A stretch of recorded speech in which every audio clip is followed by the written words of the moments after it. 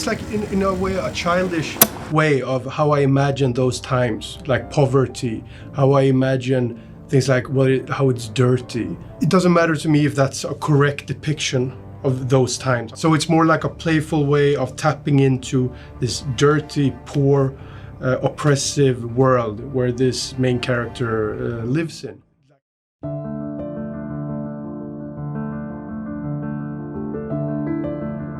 Magnus von Horn's The Girl with the Needle is not a war film in the traditional sense. There are no trenches here, no battlefield glory. Inside the murky world of this intrinsically rebellious film, the human mind is shocked into realizing a darker reality hiding beneath the world of appearances, beyond the virgin eyes of our titular protagonist. While the men of the time seem more interested in geopolitical conflict, von Horn chooses to focus instead on the more psychological layer of the struggling woman's domestic life. And it is with this story that one really understands the choice of life and death within a mother's psyche. Through Carolina, we gradually understand how the woman's life in 1910's Copenhagen is turned upside down. Elements that we assume should be private to a person become jarringly public. An attentive observer of the story may notice how three of the most significant elements in Carolina's personal life all happen like an embarrassing performance in broad daylight, eventually exposing themselves as the most tragic turning points of her story.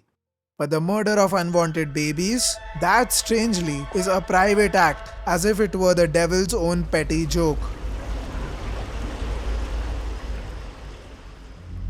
With this kind of treatment, von Horn is not making a historical point. Instead, he highlights one of the key psychological effects of the Great War era, a complete disconnect between perception and reality. After getting no information on her husband fighting at the war, she pushes her new lover to marry her. But upon entering his house, she is made aware that the powerful man she loved is rather weak in the influence of his own mother, getting in the way of the marriage.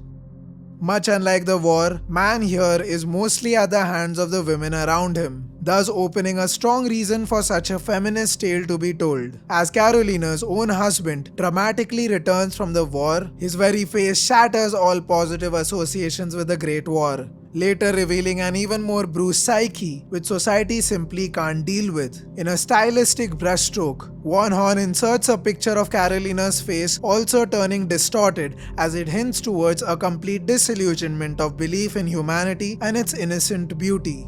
This allows the filmmaker another opening into exploring the deepest, darkest layer, that of the question of motherhood that the core of the setting seems to question.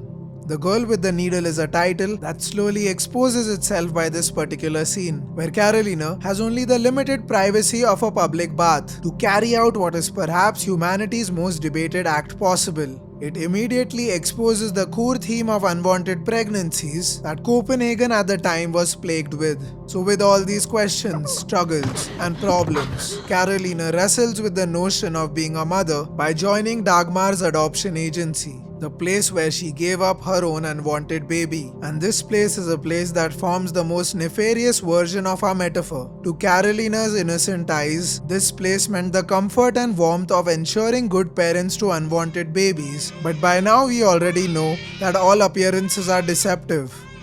The film's black and white palette does more than set a mood. It's Carolina's point of view. A world reduced to binaries, good or evil, pure or corrupt. It reflects the simplistic morality fed to her by a society drowning in censorship and propaganda.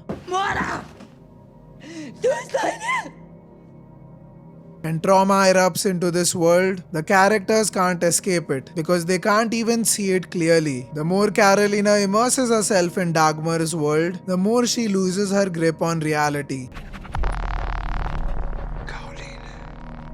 The fairy tale grows darker, the walls close in, and soon she realizes even warmth can be deadly if it hides the truth.